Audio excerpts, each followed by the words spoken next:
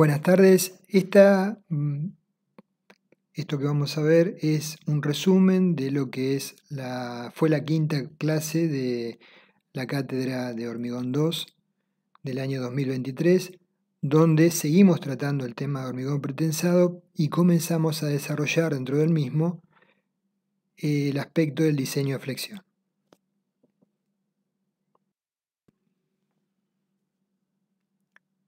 En cuanto al proyecto de secciones de hormigón pre o posttensado, debemos hacer, tanto en el proceso de diseño o verificación, varios pasos para definir con éxito el proyecto. Analizando el tema de flexión bajo el nivel de carga de servicio, verificar las tensiones máximas en los materiales hormigón de compresión y de tracción que especifique el código. Naturalmente estarán asociadas con el tipo de pretensado en el antiguo reglamento total, limitado o parcial. Si es parcial, no hay límites en las tensiones de tracción. A su vez, siempre es necesario, independientemente de lo anterior, verificar a flexión bajo cargas mayoradas la pieza la seguridad de rotura, porque no es extrapolable el grado de la verificación tensional bajo el nivel de cargas de servicio con la verificación a rotura. El diseño de las zonas de anclaje, donde introducimos las placas de anclaje en posttensado básicamente, el diseño del corte, verificar las pérdidas que asumimos para estimar la fuerza de pretensado requerida en flexión, verificar si ese coeficiente de pérdidas que estimamos es el adecuado o hay que iterar en el proceso, y para el tema de cargas de servicio, el control de fisuras y control de deformaciones. Estos serían como mínimo los pasos a realizar.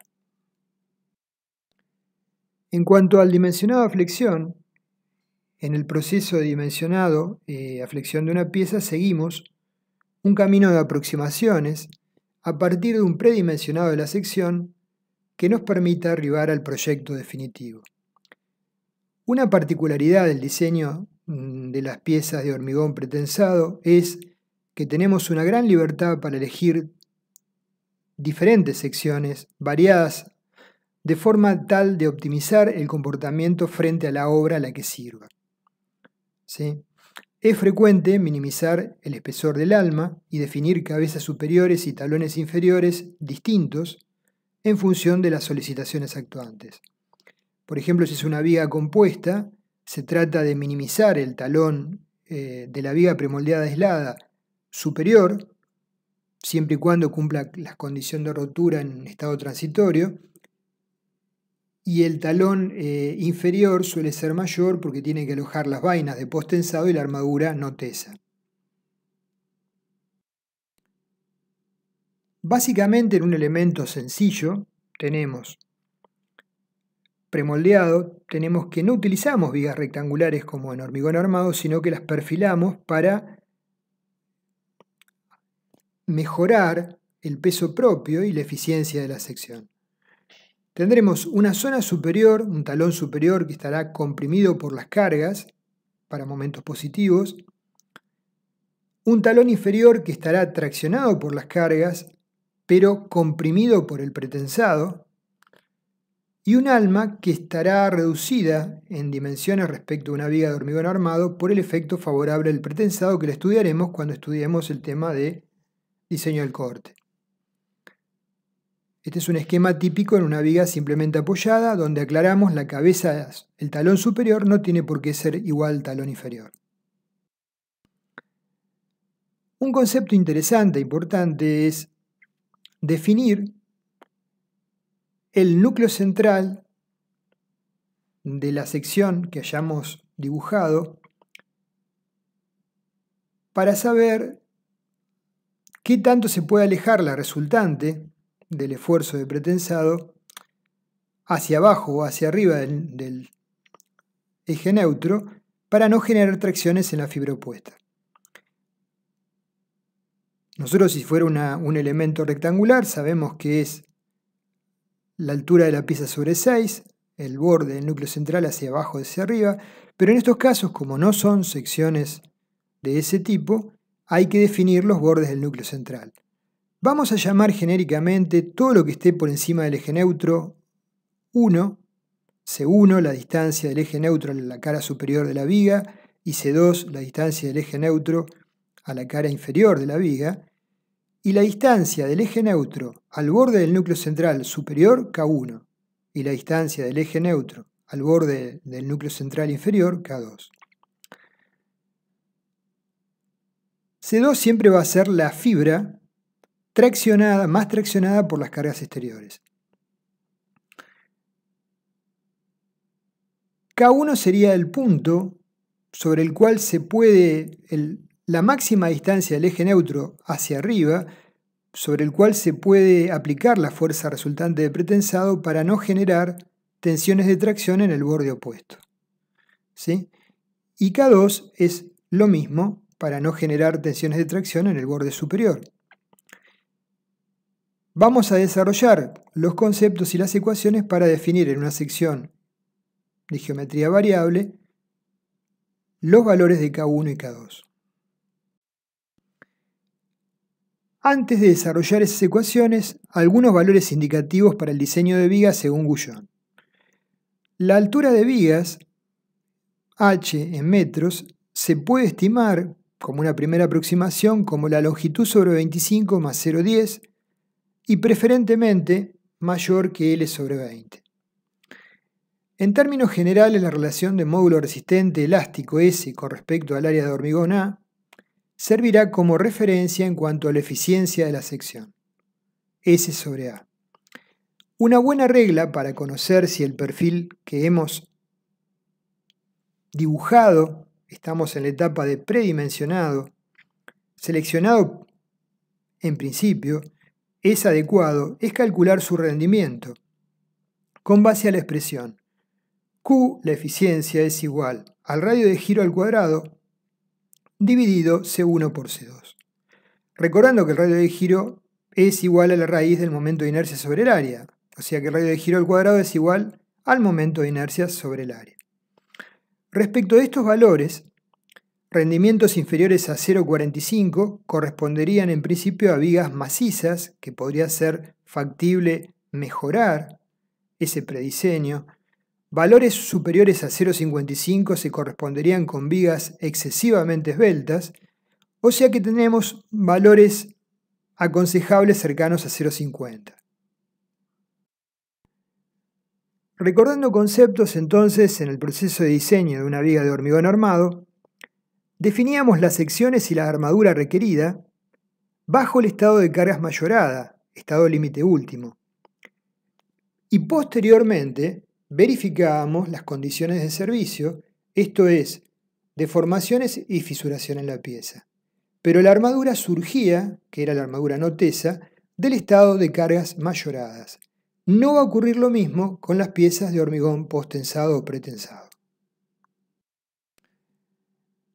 Por el contrario, en el proceso de diseño de elementos con pretensado total o limitado, se dimensiona el elemento para que bajo los estados de carga más desfavorables de cargas de servicio, no sean superadas las tensiones máximas admisibles en el hormigón y en el acero, a fin de mejorar el comportamiento de la carga justamente para servicio. En general, los requisitos de las cargas de servicio controlan el esfuerzo de pretensado y por lo tanto van a definir la sección de acero teso a utilizar. En líneas generales vamos a seguir este procedimiento, desarrollando las ecuaciones de tensiones límites en fibras superior e inferior para los distintos estados a analizar. Surgirá el valor de pretensado a aplicar a la pieza y luego verificaremos la condición de rotura. O sea, posteriormente siempre tenemos que verificar en la pieza pretensada la seguridad de rotura en forma independiente, lo que puede dar origen a modificar el diseño previo. Imaginemos, por ejemplo, que antes de la aparición del método de estados límites, a partir de la década del 70, se diseñaba el método de tensiones admisibles. Supongamos que un puente pretensado lo diseñamos bajo el método de tensiones admisibles y bajo ninguno de los estados de carga previstos en el puente se superan las tensiones admisibles. Con el código de esa época, donde el método de rotura no estaba planteado, no existía. Y nos consultan, ya construido el puente, si es factible que pase un tren de cargas más desfavorable que el que nosotros hayamos previsto como el tren de cargas de diseño de ese puente. Procedemos a verificar las tensiones en las fibras críticas, en la zona de momentos máximos, y no se cumplen, se superan en un cierto porcentaje. Entonces, sobre esa base, ¿qué respuesta técnica podemos darle a quien nos solicita si es posible el paso o no de ese vehículo fuera de ruta? No conocemos con certeza cuál es el margen que hay al haber superado las tensiones admisibles entre el estado generado por el camión fuera de ruta y el colapso a flexión del puente. ¿Por qué no lo conocemos? Porque todavía no se había desarrollado el método de rotura. Por eso que siempre es necesario verificar la pieza en forma independiente para el estado último. Con este criterio, aunque se superen las tensiones límites, si nos preguntan lo mismo, calculado con los códigos modernos, podremos hacer un análisis particular de cuánto se ha reducido el coeficiente de seguridad a flexión y a corte, qué efectos puede tener sobre el puente, y a partir de ahí darle una respuesta técnica sobre si puede pasar ese vehículo o no. Probablemente le digamos, bueno, si es un vehículo excepcional y la reducción del coeficiente de seguridad no es sustancial y no va a generar daños a posteriori, aceptemos que se produzcan fisuras cuando pasa ese vehículo, pero posteriormente al paso se cerrarán. ¿Sí? Y le digamos a lo mejor, bueno, cerraremos al tránsito el puente, el vehículo va a pasar por el centro del carril a una velocidad máxima determinada, ¿sí? Y de esa manera se podrá resolver el problema, pero con un control de la situación. El CIRSOC 201-2005, basado en el código ASIC 318-2005, en su artículo 18.2, nos indica lo siguiente. Para el diseño de los elementos pretensados se deben considerar todas las etapas de carga que pudieran resultar relevantes, indicando las tres principales como etapa de introducción o transferencia del pretensado. En la playa de premoldeados efectuamos el tesado de la pieza. El instante se considera T igual a 0. El esfuerzo de pretensado es el inicial, P sub I. Y si es un precable excéntrico, se va a curvar la flecha, contraflechar y se va a presentar el peso propio. ¿Sí? Al despegarse la pieza del encofrado, curvarse hacia arriba, se va a manifestar el peso propio del elemento premoldeado llamado M0. Etapa de introducción. Luego, etapa de carga máxima de servicio, luego de producida la totalidad de las pérdidas, suponemos varios años, llamado P efectivo. A ese tiempo lo asociamos con un tiempo infinito, son varios años, y el momento a verificar no mayorado es M0, peso propio de la viga, MD, las terminaciones, carpetas y demás, más ML, las sobrecargas, con el mínimo valor de pretensado. Y luego habla de algo que en lo personal no lo termino de compartir y ahora lo voy a justificar. Etapa de carga mayorada. Dice, bajo las distintas combinaciones de carga última se verifica la seguridad de rotura del elemento. Lo que no termino de compartir es que se llame etapa de carga mayorada. Por supuesto que hay que verificar, bajo las distintas combinaciones de carga última, la seguridad de rotura del elemento. ¿sí? Para las situaciones que puede haber más situaciones, como en un puente viga, ya lo vamos a ver, un estado transitorio, donde la viga está apoyada sobre las pilas, y hay que verificar la rotura también, más el estado definitivo cuando es una viga placa, o en cualquier elemento varias situaciones a verificar la rotura. Pero no necesariamente es una etapa de carga mayorada, es más, es deseable que no lo sea. Etapa implica que se va a producir, ¿sí? Desde el punto de vista personal considero que se debería llamar situación bajo cargas mayoradas, ¿sí? Que hay que hacer la verificación a rotura sí o sí. Etapas son las que se van a cumplir sí o sí. La etapa introductoria de cargas, PI, se va a cumplir sí o sí. La etapa de carga máxima de servicio se va a cumplir seguramente sí o sí. Y puede haber más de una etapa de cargas máximas de servicio, como veremos en puente viga. Pero es una consideración nada más en todo caso, de denominación. Entonces, flexión, cargas de servicio, hipótesis de trabajo. Bajo cargas de servicio suponemos que los materiales se comportan como cuerpos perfectamente elásticos y por lo tanto existe proporcionalidad entre tensiones y deformaciones y como consecuencia de esto es válido el principio de superposición de efectos. De presentarse tensiones de tracción por el tipo de pretensado adoptado, limitado por ejemplo, tomaremos la totalidad de esas tracciones con armadura pasiva. Ya lo vamos a plantear a eso con algún ejemplo. Acá vemos en las fotos diferentes vainas de acero corrugado para postensado. Las vainas de las vigas postensadas son en general circulares y para losas se utilizan las vainas de la zona izquierda chatas y alargadas para perder menor altura útil. Una distinción interesante es, con respecto al funcionamiento de ambos materiales, en postensado distinguimos una situación en la cual, si cortamos una sección, el hormigón de la fibra contigua al acero teso no se va a corresponder la situación tensional. Es la situación de una viga postensada en la playa de premoldeados cuando efectuamos el tesado del acero y lo anclamos.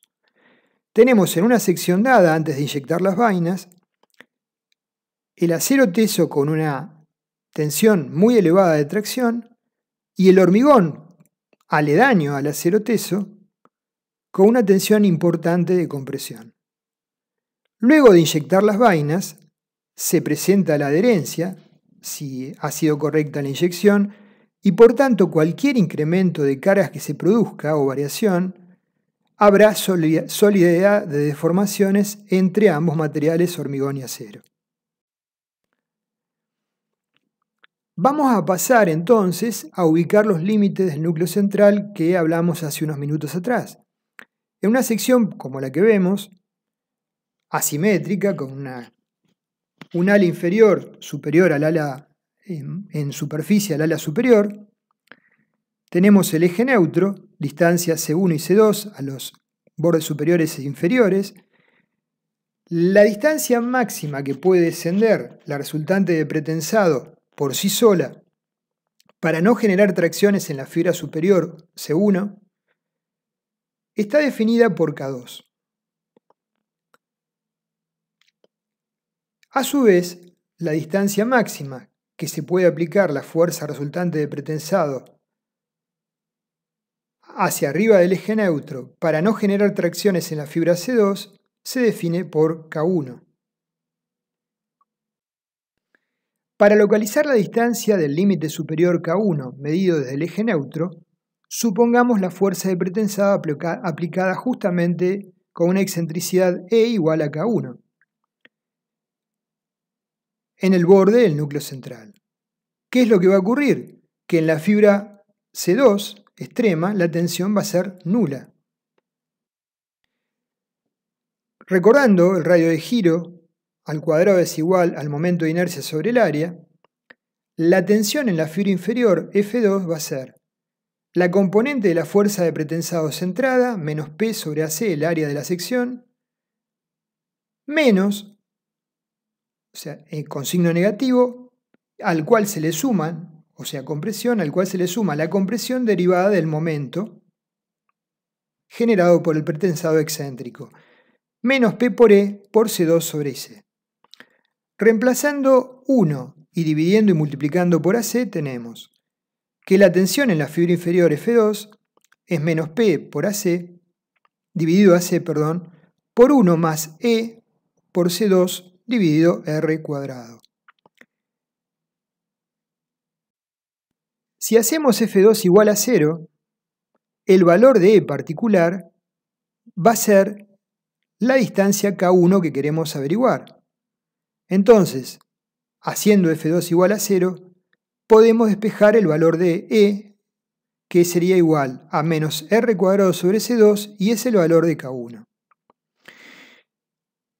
Con el mismo concepto, haciendo F1 igual a 0, podemos despejar el valor de K2, que será igual a R cuadrado, radio de giro al cuadrado, sobre C1. De esta manera, cualquiera sea la geometría de la pieza, podemos determinar los bordes del núcleo central de la misma.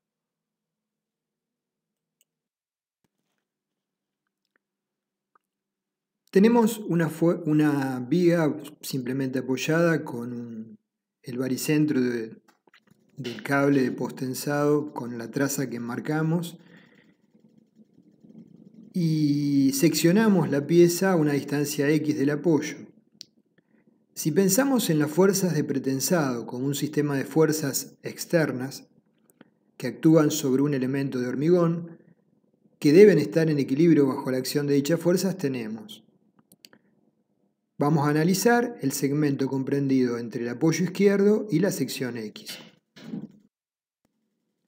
El segmento de la viga entre el apoyo y la sección ubicada a una distancia X se puede tomar como cuerpo libre con las fuerzas que se muestran en la figura. Tenemos la resultante F sobre la placa de aplicación del posttensado, la fuerza P en el cable de posttensado ubicada a la distancia X, y una acción que el cable ejerce sobre el hormigón, que tiende a volverse recto y el hormigón se lo impide, una resultante N. Se conforma de tal manera el polígono de fuerzas entre P, F y N, la resultante de N. La dirección de P es tangente a la curva del cable en cada punto. La fuerza N actúa sobre el hormigón proveniente del cable a causa de la curvatura del mismo. En la figura mostramos la resultante N de ese segmento. Si trabajamos con las componentes de P en las direcciones horizontales y verticales, tendremos que la dirección horizontal es P coseno de θ, θ es el ángulo del cable con horizontal, y en la dirección vertical la resultante es P seno de θ. Respecto al análisis tensional en la sección X, vamos a considerar, tan solo como una aproximación, que H es igual a P, dado que el ángulo θ es pequeño. Tenemos que indicar que la magnitud de la fuerza de pretensado no es una constante en el tiempo. Esto lo vamos a estudiar con más detalle en la clase de pérdidas. Por ahora solamente hacemos el siguiente comentario. La fuerza que medimos en el gato, que estamos aplicando sobre el cable, la llamamos P sub J. Apenas soltamos el gato y anclamos el cable, disminuye inmediatamente a un valor denominado de preesfuerzo inicial, P sub I. Esto a causa de el deslizamiento del tendón a medida que se transfieren las fuerzas de los gatos a la viga, el acortamiento elástico del hormigón luego de la transferencia de carga, y en una viga posttensada la fuerza friccional entre el cable y la vaina. Por lo tanto, si bien la fuerza aplicada en el gato es PJ, la fuerza inicial que se aplica sobre el hormigón es P sub I menor que PJ. Existe una disminución importante adicional del valor del pretensado inicial aplicado P sub I en función del tiempo debido a los fenómenos que vimos oportunamente en relojía, en hormigón 1. Fluencia lenta, contracción de Fraude y relajación del acero, que interactúan entre sí. De tal manera tenemos para un valor inicial, un valor de P sub I, y a lo largo del tiempo, producto de la interacción entre las deformaciones por fluencia, contracción y relajación, fluencia y contracción en el hormigón y relajación en el acero, pasamos a un valor mínimo, P sub E o P o esfuerzo efectivo, P efectivo. A los fines del diseño nos interesan fundamentalmente los valores del esfuerzo de pretensado inicial, P sub I, que son los que van a generar tensiones sobre el hormigón, y los de largo plazo, los mínimos, P efectivo, P sub E. En una viga simplemente apoyada pretensada vamos a estudiar dos situaciones tensionales en la pieza, en una viga simple, no compuesta.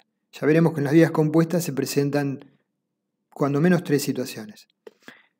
Un instante inicial, donde la viga está apoyada sobre la playa de premoldeados con el esfuerzo de pretensado con su máximo valor PI, con una excentricidad E en el centro de la luz, actuando solo el peso propio de la misma. Debido a la excentricidad, se genera una contraflecha negativa en la viga se despega del encofrado y empieza a actuar el peso propio de la viga, y aparece M0. Y a tiempo infinito, donde se supone que ya se han producido la totalidad de las pérdidas diferidas, con un valor de pretensado mínimo P efectivo, donde actúan la totalidad de las cargas derivadas del peso propio y sobrecargas previstas, esto es, de servicio, no mayoradas. M0 más MD, el peso de las terminaciones, supongamos que es una cubierta industrial, las losetas de encofrado, el contrapiso, la aislación, las terminaciones, más ML, que sería la sobrecarga de uso, de aplicación sobre esa losa. La nomenclatura que vamos a utilizar entonces va a ser M0 es el momento por peso propio de la viga, MD es el momento por peso de las restantes cargas permanentes y ML es el momento derivado de las sobrecargas. C1, como dijimos, es la distancia del baricentro a la fibra de hormigón superior más alejada. C2 es la distancia del baricentro a la fibra de hormigón inferior más alejada. F1 es la tensión resultante en la fibra superior para el estado de cargas de servicio considerado. Y F2 será la tensión resultante para ese instante en la fibra inferior, siempre para el nivel de cargas de servicio para la combinación que estemos estudiando. Tenemos la sección bruta de hormigón denominada AC y el momento de inercia bruta de la sección denominado I sub C. Lo que estamos mostrando es, exageradamente, la contraflecha que se produce en la viga por efecto de la aplicación del pretensado excéntrico sobre la playa de premoldeados. Aplicando el principio de superposición de efectos, porque dijimos que el rango de tensiones generados en el hormigón por efecto del pretensado más las cargas aplicadas para el nivel de cargas de servicio, cargas de nivel permanente, no deberían superar un valor tentativamente cercano a 0,45 de F'C. Dentro de ese ámbito podíamos aproximar la relación tensiones-deformaciones sobre el hormigón en forma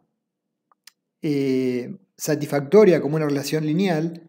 Entonces vamos a plantear las ecuaciones resultantes en función de esto y aplicar el principio de superposición de efectos. En la fibra tenemos por un lado la fuerza de pretensado centrada, P sub I sobre AC, más el momento derivado del pretensado excéntrico, P sub I por E, que es la excentricidad, en la fibra superior multiplicado por C1 sobre IC y en la fibra inferior multiplicado por C2 sobre IC, arriba tracción y abajo compresión, y por ende el diagrama de la derecha sería la situación tensional derivada solo del efecto del pretensado. No es la resultante en el instante inicial, en el centro de la viga, porque hay algo que está faltando. Ustedes quizás ya lo detecten. Estamos aplicando el principio de superposición de efectos porque estamos trabajando en rango elástico. En la fibra superior, la tensión F1 es menos P sub I sobre AC, más el momento de pretensado P sub I por E por C1 sobre IC. En la fibra inferior, es menos P sub I sobre AC menos P sub I por E por C2 sobre IC. S2 lo llamamos igual al módulo resistente elástico de la fibra inferior, C2 sobre IC. En este caso, naturalmente S1 y S2 van a ser diferentes en general porque el cordón superior e inferior no son iguales.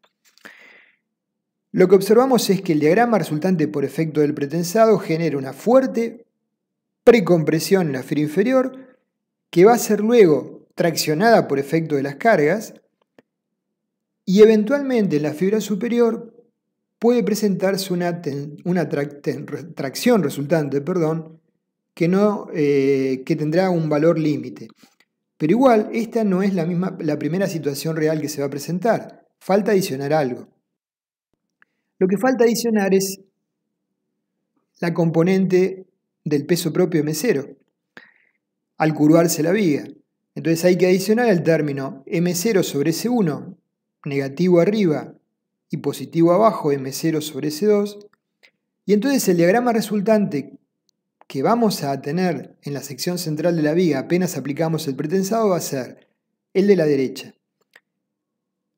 Disminuye mínimamente la pretensión en la fibra inferior y se reduce la tracción, si existiese, en la fibra superior. Las verificaciones tensionales a efectuar en la fibra F1 vamos a tener que tener una resultante nula si es pretensado total, o F1 tendrá que ser como resultante una tracción no superior a un valor determinado para el hormigón para esta situación. Eso depende de cada código reglamento. Vamos a ver el código ASI 318 en particular y nuestro reglamento. Y en la fibra inferior F2 va a estar definida su límite por una tensión máxima de tracción que el mismo código reglamento especifique. Entonces, para este estado inicial se deberá verificar no superar la tensión admisible a tracción en el hormigón en la fibra superior, ni superar la tensión admisible a compresión en la fibra inferior. Ustedes ven que cuando designamos FT tracción o FC compresión, le ponemos el subíndice I, porque son tensiones admisibles para el instante inicial. Para ese instante, el hormigón quizás no ha llegado a la edad de diseño y por lo tanto la resistencia F'C de rotura de esa edad no es la de diseño, es menor. Luego de que pasa un tiempo prolongado, cuando asumimos que ya la totalidad de las pérdidas se han producido, las pérdidas diferidas, tenemos como resultante un mínimo valor efectivo de la fuerza de pretensado P sub E. Y bajo la situación ahora que actúan todas las cargas de servicio, derivadas de las restantes de peso propio y sobrecargas, tenemos que adicionar un diagrama que es el central más, que aparece menos en la fibra superior MD más ML por C1 sobre IC, y abajo lo mismo pero con signo positivo. Un diagrama triangular. Y como resultante el diagrama de la derecha, donde ahora vemos que es invertido el diagrama anterior. Lo que se presenta es una fuerte compresión cuya resultante deberá ser menor o igual que la compresión máxima admisible en la fibra superior y eventualmente en la fibra inferior se puede presentar una tracción que debe estar limitada a los valores que el código reglamento especifique para esta situación. Las ecuaciones de diseño para la fibra superior F1 y F2 son las que ustedes observan. El último componente, el tercer término, es el derivado a las compresiones en la fibra superior y tracciones en la fibra inferior por M0 más MD más ML. Entonces tenemos para el instante inicial la necesidad de verificar en la fibra inferior y superior las tensiones sobre el hormigón y para el instante que llamamos final a tiempo infinito el requerimiento de verificar las tensiones sobre la fibra inferior y superior nuevamente para la totalidad de las cargas de servicio. Para este estado final tenemos que verificar no superar las tensiones máximas de compresión en la fibra superior de hormigón, ni superar las tensiones máximas admisibles de tracción en la fibra inferior de hormigón asociadas con P efectivo, ya no es P sub I. Por eso designamos FCS, máxima tensión admisible de compresión en el hormigón, en la fibra superior, y F sub TS, máxima tensión admisible de tracción en el hormigón, en la fibra inferior.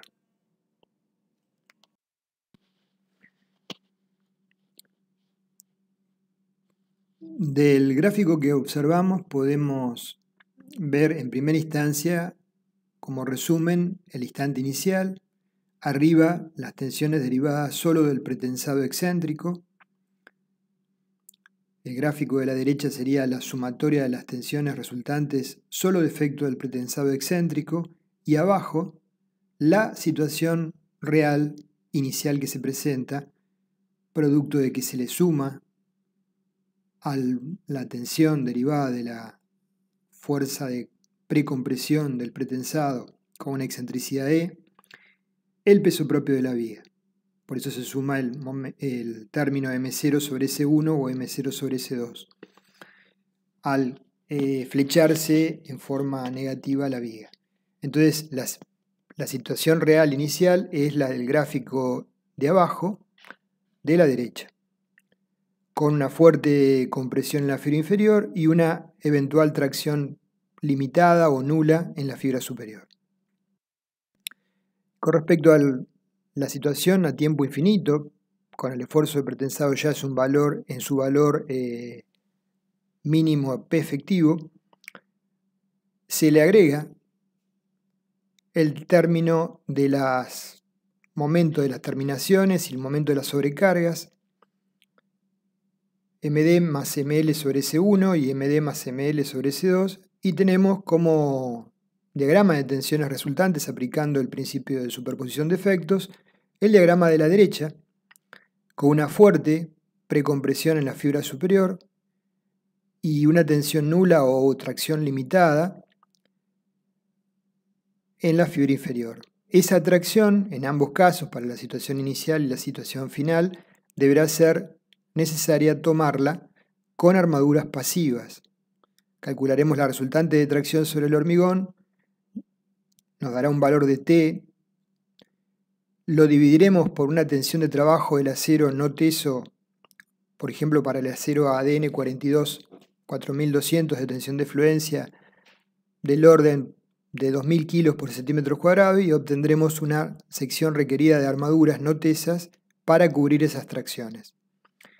Recordamos que ese es el módulo resistente elástico y que habrá un módulo resistente S1 superior y un módulo resistente S2 inferior en términos generales, porque la sección no va a ser simétrica como en las secciones de hormigón armado.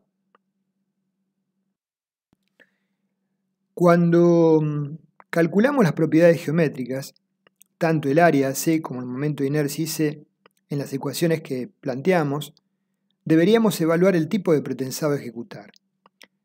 Para una viga pretesada, deberían utilizarse los valores de la sección homogénea equivalente tanto para el instante inicial como para el instante final. Por el contrario, para una viga post-tensada, recordemos cómo era el proceso de ejecución de una viga pretesada y una post-tesada, se debe considerar que al momento de tesado de los cables las vainas están sin inyectar y por lo tanto, para el instante inicial, deberíamos considerar la sección descontando los huecos de las mismas, sección neta. Luego de inyectar las vainas, para cualquier carga que se aplique en la viga, se debería considerar la sección homogeneizada, reemplazando el área de acero por un área equivalente de hormigón. Desde un punto de vista práctico, por lo menos a nivel del anteproyecto, la sección de los huecos a descontar de las vainas no suele ser relevante en cuanto a las tensiones derivadas de la flexión, y es bastante usual adoptar en ambos casos la sección bruta de hormigón AC y el momento de inercia IC.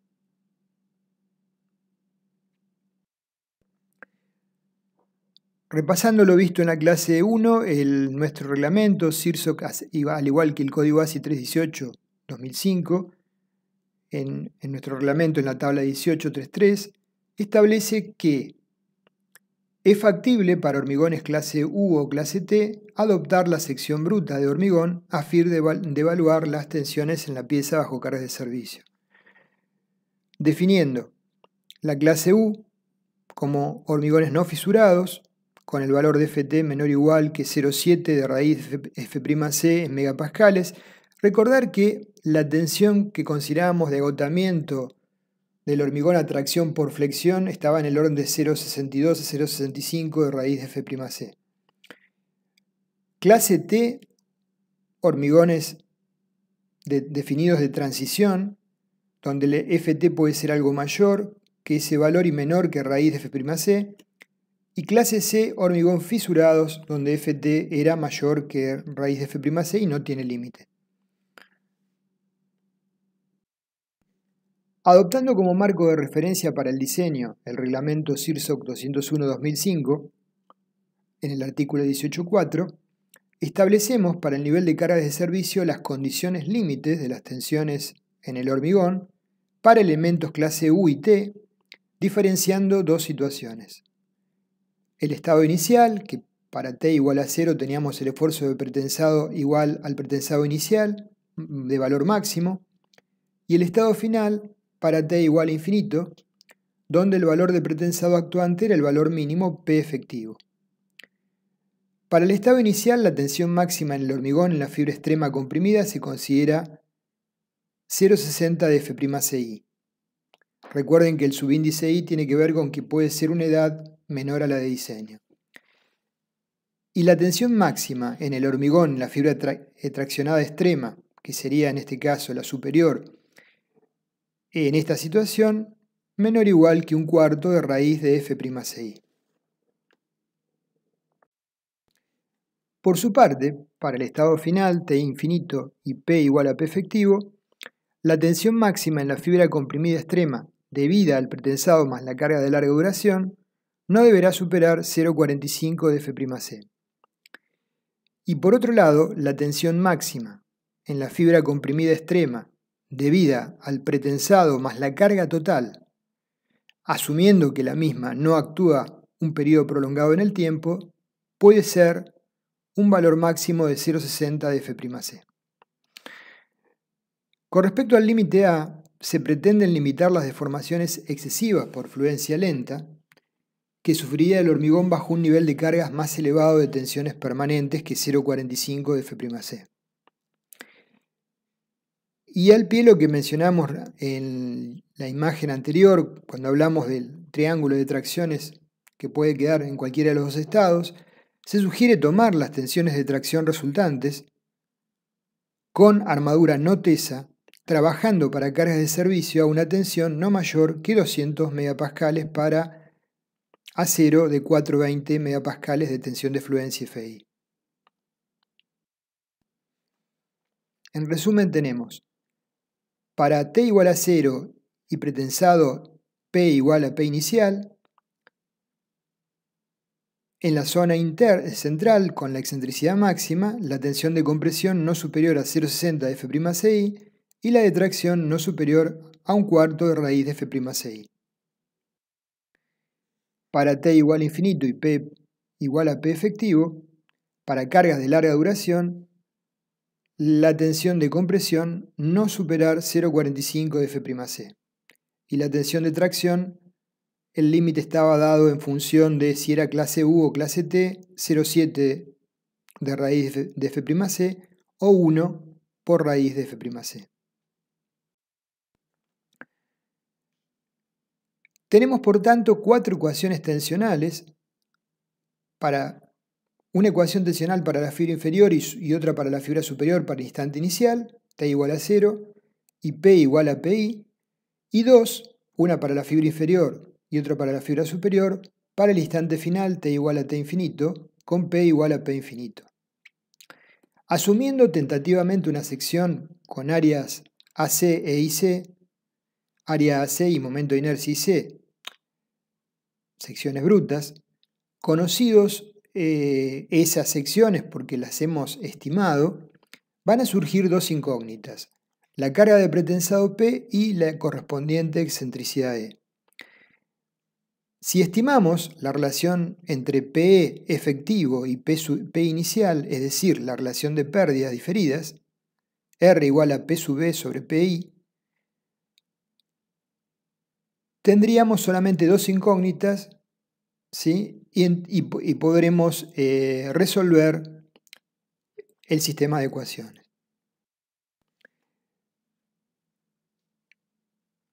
Luego de calcular el valor de P sub E requerido y el correspondiente valor de la excentricidad asociado, deberemos verificar la condición constructiva, es decir, que el valor que obtenemos de excentricidad del cable medio, hablamos del cable medio, caiga dentro de la viga con el recubrimiento adecuado, es decir, permita ser materializado por los cables elegidos y sus correspondientes vainas. Para cubrir la sección de acero teso necesaria, respetando los recubrimientos mínimos especificados. Siempre, una vez que hayamos determinado el valor de P efectivo y E, debemos verificar para los valores finales de P, ¿sí?, y su excentricidad, o sea, el valor de PI en las ecuaciones iniciales y el valor de P efectivo en las ecuaciones finales, deberemos reemplazarlos y verificar las situaciones tensionales en las cuatro fibras. Una vez que hayamos hecho el cálculo de las pérdidas y verificado el factor de R. La condición que mencionamos constructiva sería la siguiente. Suponiendo que el cable marcado con el área SP de acero teso en azul sea el cable medio, ese cable medio tiene que tener un recubrimiento, una distancia al baricentro del mismo igual al recubrimiento más el diámetro de la vaina sobre 2. Y la excentricidad, por tanto, tiene que ser no mayor que C2 menos R. ¿Sí? Después, ese cable medio va a ser reemplazado por N cables comerciales y de ahí surgirá la cantidad de cables a colocar. Pero en principio, trabajamos en esta etapa con el cable medio. Cuando pasamos a definir para ese valor de pretensado en la zona de tensiones máximas a tiempo infinito, no sé, 350 toneladas, después veremos con el catálogo del fabricante qué tipo de cable y potencia tenemos en las distintas variantes para definir una determinada cantidad de vainas cuya resultante coincida con el cable medio. Entonces tenemos las condiciones tensionales que mencionamos y la condición constructiva. Usualmente ese cable medio es materializado mediante varios cables, en este caso vemos que son 4. Tenemos que tener en cuenta en obra que hay que hacer la ejecución es más severa el control que en una estructura de hormigón armado. Entonces en el plano solemos replantear desde el apoyo hasta el centro de la luz, una viga simplemente apoyada, en por lo menos 5 puntos, desde el fondo de encofrado al fondo de la vaina, las posiciones respectivas de cable 1, 2, 3, etc. Para el replanteo de las vainas, ¿sí? Fijadas adecuadamente, controladas la posición antes de ser hormigonadas. Naturalmente, la viga tendrá más de una vaina o un cable. Acá planteamos la idea genérica de 6, ¿sí? Entonces, P, la fuerza resultante que nosotros hemos estimado, o P efectivo, será 2 veces P1 efectivo más P2 efectivo más P3 efectivo. Y P efectivo por la excentricidad E del cable medio será igual a 2 veces P1 efectivo por E1 más 2 veces más P2 por E2 más P3 por E3. Consecuentemente, podemos, planteando tentativamente ubicaciones y potencias de cable, determinar en cualquier punto que la excentricidad resultante coincida con la que nosotros hemos prefijado E.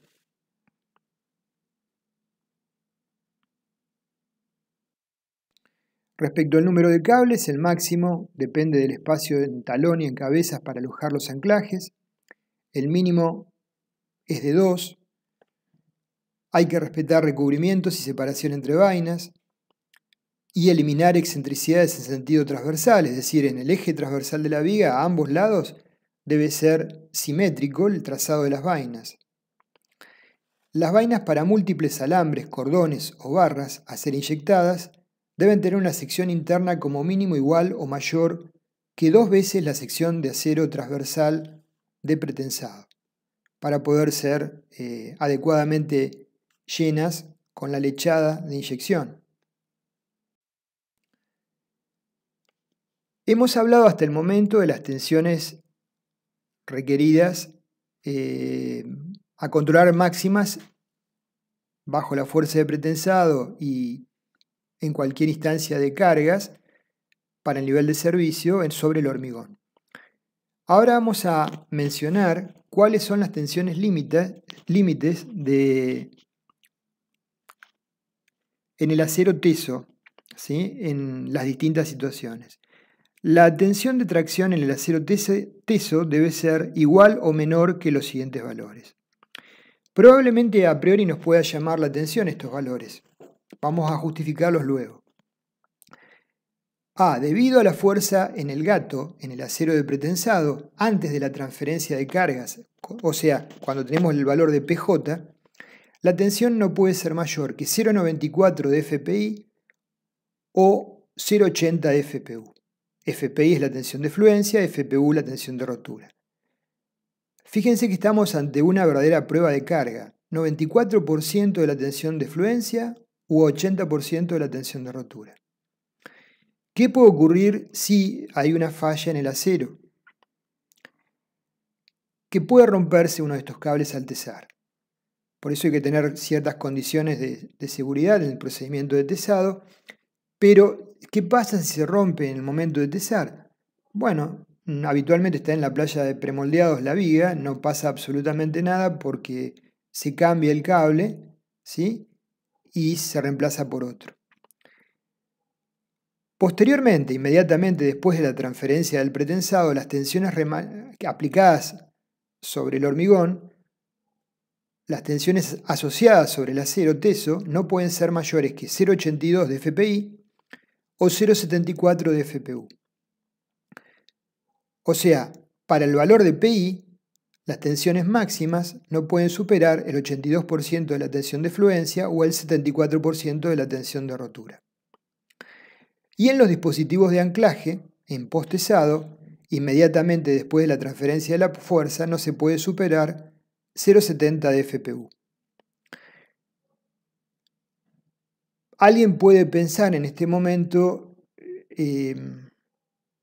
solo estoy considerando la situación frecuentemente de la tensión en el acero por el tesado, a tiempo inicial o infinito, más un porcentaje de la carga aplicada. ¿Qué me queda como remanente cuando vaya aplicando sucesivamente las restantes cargas derivadas del peso propio y sobrecargas de uso? Imaginemos, por ejemplo, en un puente la sobrecarga vehicular o en una viga que sostiene una losa industrial con sobrecargas severas. ¿Qué me queda para esa instancia? Y luego el coeficiente de seguridad hasta que se produzca la falla.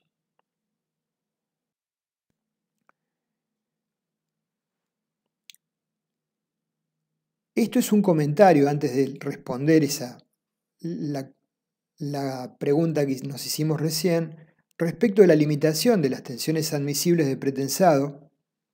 El actual reglamento 201/2005 no hace distinciones entre tensiones temporarias y tensiones efectivas en el acero teso. Establece solo un límite para la tensión del acero teso de pretensado para la tensión inicial, inmediatamente luego de la transferencia, porque puede durar o permanecer en un tiempo considerable esta tensión aún incluso luego que la estructura haya sido puesta en servicio. Bueno, esta era una foto que ya habíamos visto, la zona maciza extrema de una viga postensada donde se aplican las placas de las fuerzas de postensado, con un gato sostenido por un equipo mecánico que permite tesar varios cordones a la vez. Una definición importante es el llamado momento de fisuración o M crítico, MCR. Si hacemos un gráfico de tensiones en ordenadas y cargas en abscisas muy simplificado, podríamos en ordenadas considerar que la tensión FPJ inicial se reduce a la tensión FP efectiva final, que en realidad es un proceso de pérdidas instantáneas y pérdidas diferidas, ¿sí? O sea que no se produce en un solo momento, sino a lo largo de un cierto tiempo, como que se produce en un solo instante, ¿sí? Entonces partimos del gráfico y cargas con el valor de la tensión FP efectiva en el acero teso, asumiendo que no hay cargas aplicadas, como una simplificación. Lo que observamos es que en la medida que vamos aplicando cargas, la tensión en el acero teso va creciendo en forma lineal y con una pendiente asociada con la relación de módulos de elasticidad del acero teso al hormigón, NP. ¿Qué es lo que está ocurriendo en esa zona? Es muy suave la pendiente y con un incremento de cargas dado, el incremento de tensiones en el acero teso es reducido, porque lo que estamos considerando es que la sección en estudio bajo momentos máximos se encuentra en estado 1. Supongamos la fibra inferior se está descomprimiendo. Por lo tanto, en función de la pérdida de formación de compresión en el hormigón, hay una elongación en el acero por adherencia. Esa relación entre incremento de cargas e incremento de tensiones en el acero teso muy reducida se mantiene hasta un instante particular, que es aquel que está asociado con la fisuración en la sección en las zonas de momentos máximos. Con ese nivel de cargas lo asociamos al momento crítico, momento de fisuración. Entonces, a partir de ahí sí hay un salto de incremento tensional en el acero teso y para cualquier incremento de cargas posterior al momento de fisuración, el incremento de cargas en el acero teso es mucho más pronunciado, ¿sí?, que en la etapa anterior, hasta llegar finalmente a la falla. Entonces, como mencionamos, al aplicar la fuerza de tesado con el gato, la tensión en el acero teso es FPJ, y luego de la transferencia de la fuerza al hormigón, la tensión en el acero teso pasa a ser un valor menor, FPI. Asumiendo, para este análisis simplificado, que se han producido la totalidad de las pérdidas diferidas en ese instante que empezamos a considerar la situación, partimos de una tensión sobre el acero teso FP efectivo. En rojo marqué la zona en la cual el incremento de tensiones en el acero teso hasta el momento de MCR es lineal, es muy suave con las cargas. Entonces, a medida que se presentan gradualmente las cargas de peso propio y las restantes sobrecargas permanentes, la tensión en el acero teso se incrementa inicialmente linealmente.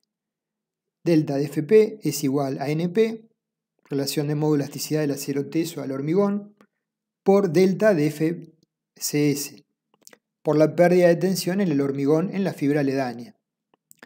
Este incremento en general en estado 1 no supera de un 3 a un 4% del valor inicial de la tensión. O sea, desde el punto de vista práctico podríamos considerar a P efectivo constante.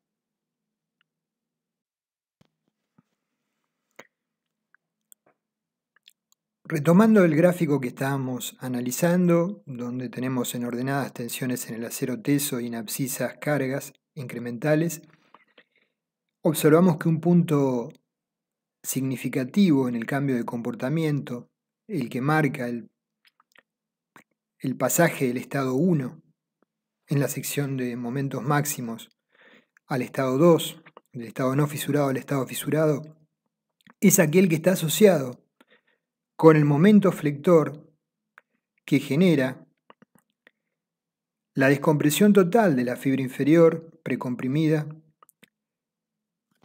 y la entrada en tracción de la misma hasta llegar al valor de tracción que agota la capacidad de deformarse a tracción del hormigón y genera la primer fisura en esa zona. Ese momento lo definíamos como momento CR, momento crítico. Previo a ese momento, habíamos identificado oportunamente el llamado momento de descompresión, que es el que estaba asociado con el diagrama triangular de tensiones, es decir, aquel que estaba asociado con que en la fibra inferior la tensión fuese nula, es decir, se habría perdido la totalidad de las contenciones de compresión aplicadas por el pretensado.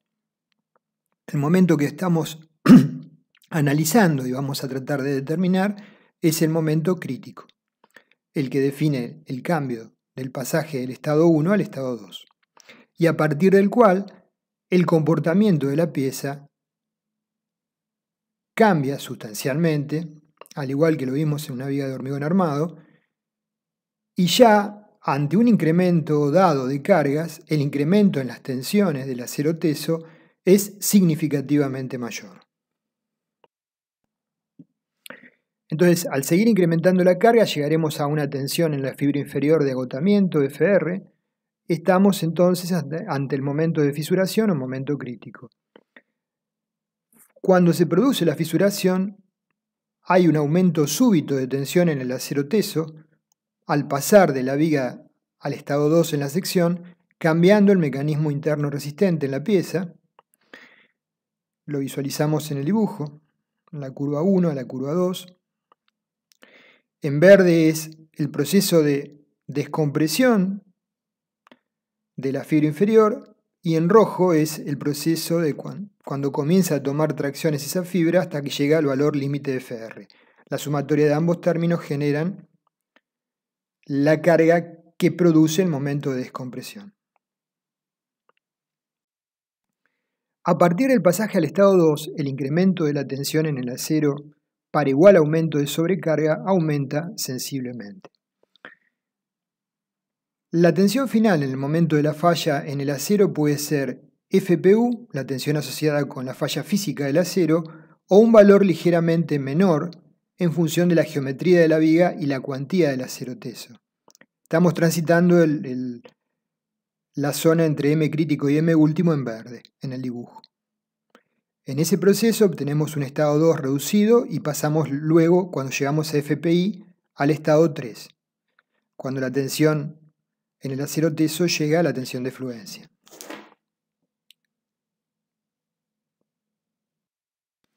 La carga de fisuración o el momento crítico representa el límite de validez del comportamiento elástico y también de la adopción de las características de la pieza, secciones brutas a C y C, porque la pieza pasa a trabajar en estado 2.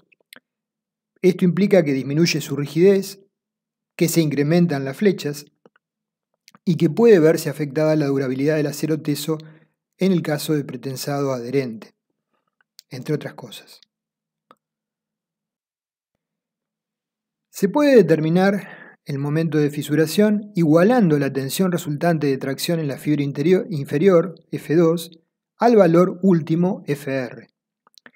F2 era menos P efectivo sobre AC, factor común de 1 más la excentricidad del cable por C2 sobre R cuadrado.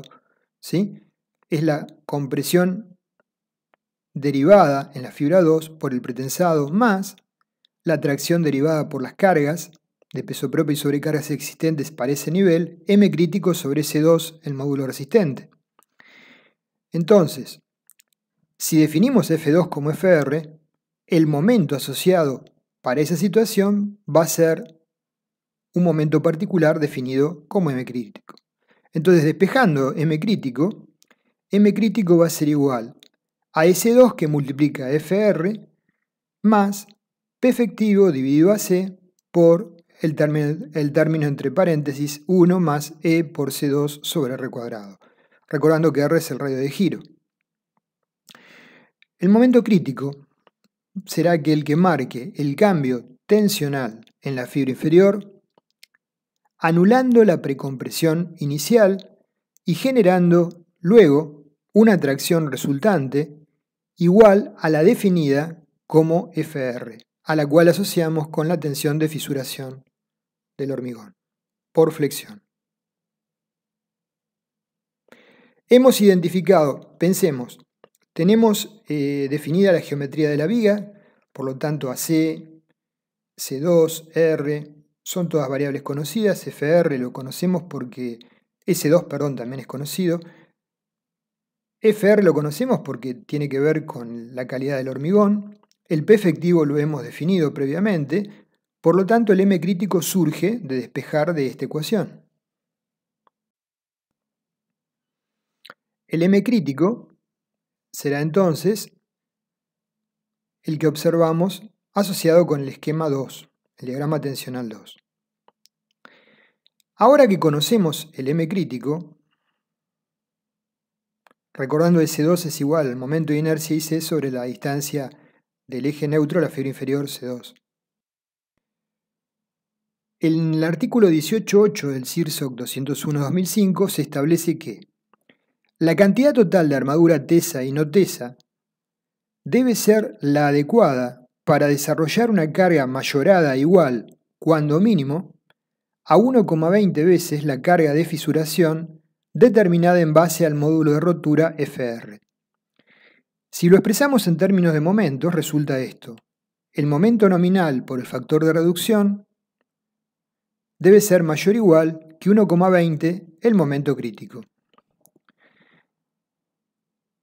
Se puede obviar esta prescripción o requisito para el caso de losas armadas en dos direcciones postensadas sin adherencia. Estamos fijando una cuantía mínima en definitiva. Tenemos el conocimiento ya para en la sección de momentos máximos, bajo las distintas situaciones de cargas de servicio no mayoradas, bajo cargas de servicio, no hace falta aclarar que son no mayoradas, definir la ubicación del cable y el valor de la fuerza de pretensado aplicar para cumplir con las condiciones tensionales tanto en el instante inicial como en el instante final. Pero en general, por lo menos en postensado, que son las vigas que tienen más capacidad de carga por la posibilidad de ir modificando la excentricidad del cable sección a sección en función del requerimiento de cargas, hemos hecho esa verificación en la zona de momentos máximos, con la excentricidad asociada en esa zona. Pero la excentricidad va cambiando, supongamos que tenemos un trazado parabólico desde el apoyo en una viga simplemente apoyada hasta el centro. Lo que tenemos que asegurarnos ahora es que en cualquier sector, desde el apoyo hasta el centro, donde está el momento máximo, las tensiones en la fibra inferior y superior para el instante inicial y final se verifiquen. Vale decir que en cualquier sección de la viga, para cualquier instante de tiempo de T0 a T infinito, se verifiquen las tensiones mínimas y máximas en el hormigón para la combinación de cargas no mayoradas que estamos analizando. ¿Sí? Entonces, siempre estamos expresando la excentricidad del cable de pretensado en función del valor E que está asociado con el cable medio. Vamos a ver ahora cómo asegurarnos que en función de que la excentricidad varía a lo largo del eje de la viga, con la luz de la viga, no superemos las tensiones límites en ninguna sección intermedia. Entonces, recordando el planteo de las ecuaciones para el estado inicial, en la fibra superior, FTI es la máxima tensión de tracción admisible en el hormigón para esa situación, mayor o igual que la expresión A, y FCI es la máxima tensión admisible de compresión en el hormigón, fibra inferior, ecuación B. Aparece primero el término asociado con la fuerza de pretensada PI y las tensiones resultantes de la sumatoria del pretensado centrado más el excéntrico, y el término que resta o suma es el término M0 que está asociado con el peso propio de la viga. Entonces tenemos dos ecuaciones expresadas en términos de la fuerza de pretensado, la excentricidad y el momento asociado, que en el centro de la luz será M0, pero para cualquier distancia del apoyo hasta el centro, en términos genéricos va a ser M0X.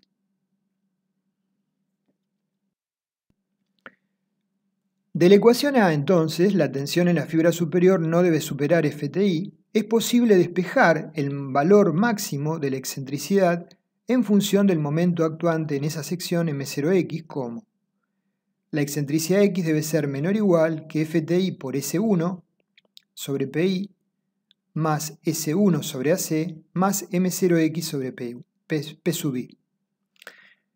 A su vez, de la ecuación B, la tensión en la fibra inferior no puede superar a FCI. Es posible también despejar el segundo límite inferior para el baricentro de la armadura tesa como E sub X menor o igual que la expresión 2, donde lo despejamos E sub X en función de el M0X, el momento derivado del peso propio para esa fibra, para esa distancia al apoyo. De la misma manera, planteando las ecuaciones tensionales para las fibras superiores e inferiores bajo sobrecarga máxima y esfuerzo de pretensado mínimo, o sea, esfuerzo de pretensado P efectivo, no se deberán superar las tensiones límites de compresión en la fibra superior ni las tensiones límites de tracción en la fibra inferior precomprimida para T infinito. Entonces ahora aparecen las ecuaciones para la fibra superior C y para la fibra inferior D. El término de cargas aparece M0 más MD más ML, que podemos asumir como M total. Ahora va a ser M0 sub X, MD sub X, ML sub X, ¿sí? De igual forma, para cualquier valor de X, podemos despejar la excentricidad correspondiente de la fibra C y D. Vemos las ecuaciones, el diagrama tensional en la fibra superior e inferior. De la ecuación C, entonces, es posible despejar el límite superior de la excentricidad del cable medio E sub X, como surge en la ecuación 3, y de la ecuación 4 podemos también despejar otro límite superior de la excentricidad del cable medio, siempre hablamos de cable medio, en función del valor de MT, que sería el momento total, sub X.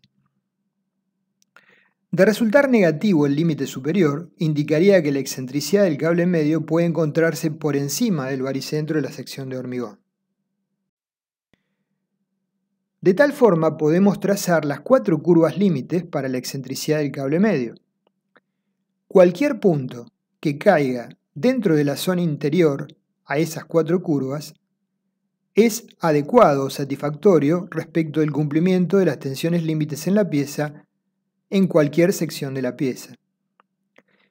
Las de abajo definen las ecuaciones 1 y 2, las de arriba definen las ecuaciones 3 y 4, y la zona en rayados es lo que llamamos en alguna bibliografía uso límite o recinto de pasaje.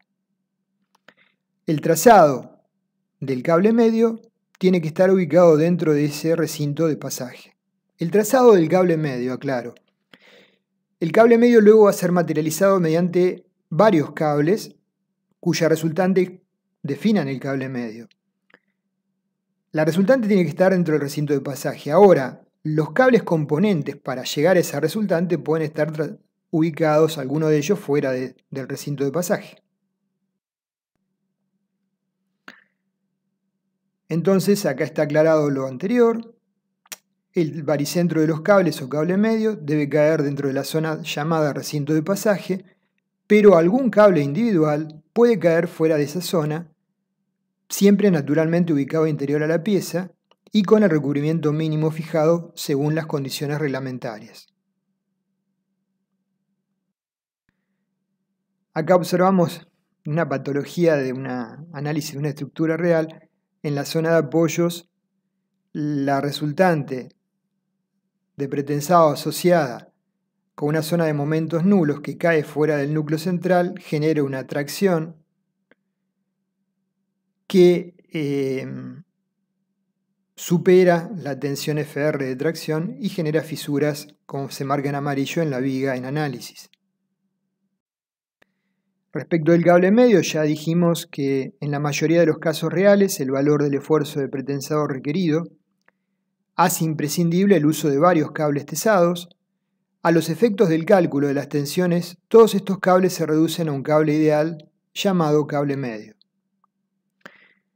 Entonces, el trazado del cable medio sería el trazado de la excentricidad E en cualquier sección, pero los valores correspondientes de E1, E2 o E3 pueden en todo caso caer fuera de esa zona recinto de pasaje, siempre que sean interiores a la pieza. Desde el punto de vista, vamos a cerrar esta primera presentación de flexión definiendo el esfuerzo mínimo de pretensado a aplicar para cumplir con las condiciones requeridas de proyecto, considerando que el esfuerzo mínimo de pretensado está asociado con la solución más económica. Entonces, obtención gráfica de la fuerza mínima de pretensado. En función de las condiciones tensionales límites establecidas para el instante inicial con pretensado máximo y tiempo suficientemente largo, T infinito, con sobrecargas máximas y pretensado efectivo o mínimo, establecíamos 4 ecuaciones, la A, B, C y D. 2 para la fibra superior y 2 para la fibra inferior. Podemos reescribir estas inecuaciones en función de 2 variables, la inversa de la fuerza de pretensado inicial, 1 sobre Pi, y la excentricidad del cable medio E, expresando a P efectivo como R, coeficiente de pérdidas diferidas, estimado por Pi. Planteamos luego, entonces, la ecuación 1 y 2 para el instante inicial y la 3 y la 4 para el instante final. Planteando las inecuaciones en función de 1 sobre Pi y la excentricidad E, todo en función de Pi, por ejemplo, es posible graficar estas 4 rectas en el plano 1 sobre Pi y E, las que, si definen un espacio interior a las mismas, plantean las posibles combinaciones de P sub I y la excentricidad E, tal que verifiquen las 4 condiciones tensionales para el instante inicial y a tiempo infinito. Entonces, en ordenada graficamos 1 sobre Pi y en abscisas la excentricidad. Si las 4 rectas nos definen una zona en común como la rayada, cualquier combinación asociada con un punto dentro de la zona rayada verifica las condiciones tensionales. Pero hay una condición adicional, que es la excentricidad máxima por una condición constructiva como hemos visto. Es decir, ese diagrama rayado hay una zona que es no útil. Cualquier punto ubicado con una excentricidad mayor que la máxima no nos resulta útil desde el punto de vista físico. Representaría que el cable medio está ubicado aún fuera de la pieza o con una distancia no adecuada al extremo de la pieza. ¿Sí? Entonces tenemos una condición límite más que sería de máximo. Dentro de la zona rayada podemos ubicar el punto asociado con el mínimo valor de pretensado a aplicar para cumplir con las condiciones tensionales y sería la solución en principio óptima desde el punto de vista económico, porque En medida que la fuerza de pretensado sea mayor, se incrementa el consumo de acero teso, las placas de anclaje, la armadura requerida de introducción de cargas y bueno, y todos los costos asociados con el pretensado. Si el polígono definido por las 4 rectas no existiera, significaría que la sección predefinida, con la calidad de hormigón fijada, no puede resistir las cargas de servicio sin superar las tensiones límites con ningún esfuerzo de pretensado. Entonces tenemos que rediseñar la sección. La solución óptima resultaría aquella que arroje el máximo valor de 1 sobre pi, vale decir el mínimo valor de pi admisible. En este caso el asociado con la recta 3 y E máximo, ¿sí? En el gráfico que hemos trazado. Como simplificación adoptamos tanto para el instante inicial como para el valor a tiempo infinito las características brutas de la sección, AC y C, sin considerar para posttensado el instante inicial con la sección neta y el final con la sección homogeneizada para ambos sistemas. Por supuesto que para un diseño final podemos, ya con base a todos los datos, hacer la verificación tensional considerando esta situación. Si el polígono es demasiado amplio, significa una falta de aprovechamiento u optimización de la sección de hormigón y podríamos pensar en ajustar el diseño de la misma. Siempre tenemos que estudiar el diseño de la sección desde un punto de vista global, condiciones técnicas, condiciones de fabricación, condiciones de transporte y condiciones de montaje. Cuando hablemos en la próxima clase ya de vigas compuestas, vamos a mencionar algunas cuestiones relacionadas justamente con el transporte y montaje. Para cerrar entonces esta clase o el contenido que queríamos expresar en esta clase, nos podemos hacer la siguiente pregunta. ¿Estamos ya en condiciones de realizar el diseño a flexión de vigas pretensadas o posttensadas? Con base a todo lo que hemos venido desarrollando en las 2 clases previas, no todavía. No todavía porque no podemos extrapolar que al cumplir las condiciones límites tensionales bajo las condiciones de cargas de servicio, las combinaciones de carga de servicio, la seguridad de rotura es adecuada. Debemos realizar la verificación a rotura bajo cargas mayoradas para todas las situaciones de estado de carga potenciales. ¿Sí? Pueden ser 2 o pueden ser más de 2 en función del sistema que hayamos construido. En un puente de vigas son 2 situaciones habitualmente. Esto lo vamos a desarrollar en nuestra próxima clase. Bueno, gracias por su acompañamiento. Entonces nos veremos en la próxima.